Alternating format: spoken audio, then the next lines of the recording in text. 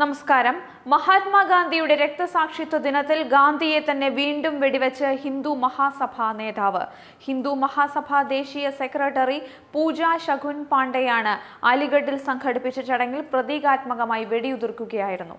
ഇവരുടെ നടപടി ദേശീയ മാധ്യമങ്ങളിലടക്കം വലിയ വിവാദമായിരിക്കുകയാണ്. ഗാന്ധിജിയുടെ കോലത്തിനു നേരെ വെടിയുതിർക്കുകയും വെടിയേറ്റ കോലത്തിൽ നിന്നും ചോര ഒഴുകുന്നതായി ചടങ്ങിൽ പ്രദർശിപ്പിച്ചിരുന്നു. ഇതുകൂടാതെ വെടിയുതിർക്കുന്നതിനായി അഭിനയിച്ച ശേഷം ഹിന്ദു മഹാസഭ നേതാവ് ഗോഡ്സെയുടെ പ്രതിമയിൽ ഹാരാർപ്പണവും നടത്തി. രാജ്യമൊട്ടാകെ ഗാന്ധിജിയുടെ രക്തസാക്ഷിത്വ ദിനം ആചരിക്കുന്നതിനിടെയാണ് ഹിന്ദു മഹാസഭ പ്രകോപനപരമായ പരിപാടി സംഘടിപ്പിച്ചത്. ചടങ്ങിന്റെ ദൃശ്യങ്ങൾ ടൈംസ് നൗ ചാനലാണ് പുറത്തുവിട്ടത്.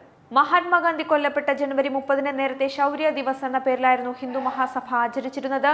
ഇതിന്റെ ഭാഗമായി മധുര വിതരണവും നാഥുറാം വിനായക് ഗോഡ്സെയുടെ പ്രതിമയിൽ ഹാരാർപ്പണവും നേരത്തെ സംഘടന നടത്തി വന്നിരുന്നു. ഇതിനു പിറകെയാണ് ഇത്തവണ ഗാന്ധിജിയുടെ കോലത്തെ വെടിവെക്കുന്നത് ഉൾപ്പെടെയുള്ള പരിപാടികളുമായി സംഘടന രംഗത്തെത്തിയത്. ഇന്ത്യ വിഭജനത്തിന്റെ കാരണക്കാരനായാണ് ഗാന്ധിജിയെ ഹിന്ദു മഹാസഭ കണക്കാക്കുന്നത്. അതേസമയം ഈ നടപടിക്കെതിരെ വ്യാപക വിമർശനമാണ് സോഷ്യൽ മീഡിയയിൽ ഉയരുന്നത്. ഗോഡ്സെ ഉൾപ്പെടെ 8 പേരെയാണ് ഗാന്ധി വധക്കേസിൽ വിചാരണ നേരിട്ടത്. ഇതിൽ 5 പേരെ കുറ്റക്കാരെന്ന് കണ്ടെത്തി. ഗോപാൽ ഗോഡ്സെ, മദൻലാൽ പാവ, വിഷ്ണു രാമകൃഷ്ണ എന്നിവർക്ക് ജീവപര്യന്തം തടവും നാഥുറാം ഗോഡ്സെ, നാരായണൻ ആപ്തെ എന്നിവർക്ക് വധശിക്ഷയും കോടതി വിധിക്കുകയായിരുന്നു. 1949 നവംബർ 15 അംബാല ജയിൽ വെച്ചാണ് ഗോഡ്സെയെ തൂക്കിലേറ്റിയത്. കൂടാതെ ഗോഡ്സെയുടെ പ്രതിമ സംഘടനയുടെ ഓഫീസിൽ ഹിന്ദു മഹാസഭ സ്ഥാപിച്ചിരുന്നു. മധ്യപ്രദേശിലെ ഗ്വാളിയാറിലുള്ള ദളത്ഗഞ്ചിലെ ഓഫീസിലാണ് ഗോഡ്സെയുടെ 32 ഇഞ്ച് ഉയരമുള്ള പ്രതിമ സ്ഥാപിച്ചിരിക്കുന്നത്. 2014 ഡിസംബറിലാണ് ഹിന്ദു മഹാസഭ മീററ്റിലെ ഷർദ റോഡിലെ ഓഫീസിൽ നാഥുറാം വിനായക് ഗോഡ്സെയ്ക്ക് സ്മാരകം നിർമ്മിക്കാൻ ആരംഭിച്ചത്. 2015 ജനുവരി മാസത്തിൽ നിർമ്മാണം പോലീസ് തടഞ്ഞിരുന്നു. ഇതിനെ ചോദ്യം ചെയ്തുകൊണ്ട് നിലവിൽ ഹൈക്കോടതിയെ ഹിന്ദു മഹാസഭ സമീപിച്ചിരിക്കുകയാണ്. എന്തെങ്കിലും രാജ്യവിരുദ്ധമായി തങ്ങൾ ചെയ്തിട്ടില്ലെന്ന് ഹിന്ദു മഹാസഭയുടെ ദേശീയ ഉപാധ്യക്ഷൻ അശോക് ശർമ്മ പറഞ്ഞു. ഗോഡ്സെ കുറ്റമൊന്നും ചെയ്തിട്ടില്ലെന്ന് തെളിയിക്കാനാകുമെന്നും സർക്കാരിന്റെ നീക്കത്തെ കോടതിയിൽ നേരിടുമെന്നും അദ്ദേഹം പ്രതികരിച്ചിരുന്നു.